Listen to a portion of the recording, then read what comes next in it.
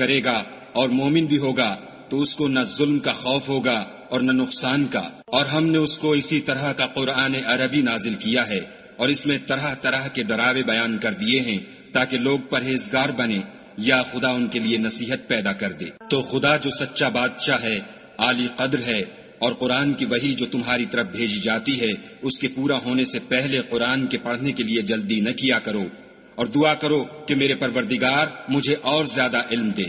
اور ہم نے پہلے آدم سے عہد لیا تھا مگر وہ اسے بھول گئے اور ہم نے ان میں صبر و ثبات نہ دیکھا۔ اور جب ہم نے فرشتوں سے کہا کہ آدم کے آگے سجدہ کرو تو سب سجدے میں گر پڑے مگر ابلیس نے انکار کیا۔ ہم نے فرمایا کہ آدم یہ تمہارا اور تمہاری بیوی کا دشمن ہے، تو یہ کہیں تم دونوں کو بہشت سے نکلوا نہ دے پھر تم تکلیف میں پڑ جاؤ۔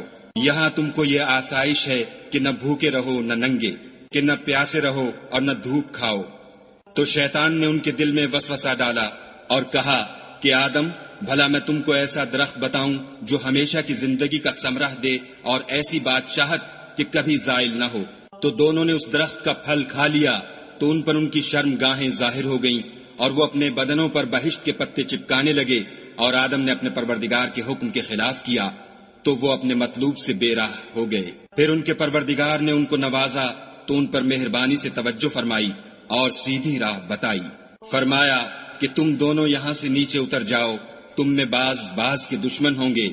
پھر اگر میری طرف سے تمہارے پاس ہدایت آئے تو جو شخص میری ہدایت کی پیروی کرے گا وہ نہ گمراہ ہوگا اور نہ تکلیف میں پڑے گا، اور جو میری نصیحت سے منہ پھیرے گا اس کی زندگی تنگ ہو جائے گی، اور قیامت کو ہم اسے اندھا کر کے اٹھائیں گے۔ وہ کہے گا کہ میرے پروردگار تو نے مجھے اندھا کر کے کیوں اٹھایا؟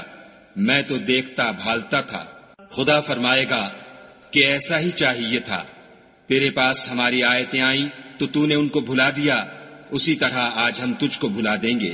اور جو شخص حد سے نکل جائے اور اپنے پروردگار کی آیتوں پر ایمان نہ لائے ہم اس کو ایسا ہی بدلہ دیتے ہیں، اور آخرت کا عذاب بہت سخت اور بہت دیر رہنے والا ہے۔ کیا یہ بات ان لوگوں کے لیے موجب ہدایت نہ ہوئی کہ ہم ان سے پہلے بہت سے فرقوں کو ہلاک کر چکے ہیں جن کے رہنے کے مقامات میں یہ چلتے پھرتے ہیں؟ عقل والوں کے لیے اس میں بہت سی نشانیاں ہیں۔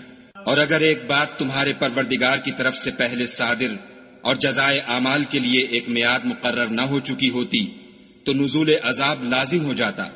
بس جو کچھ یہ بکواس کرتے ہیں اس پر صبر کرو، اور سورج کے نکلنے سے پہلے اور اس کے غروب ہونے سے پہلے اپنے پروردگار کی تسبیح و تحمید کیا کرو، اور رات کی ساعات اولین میں بھی اس کی تسبیح کیا کرو، اور دن کی اطراف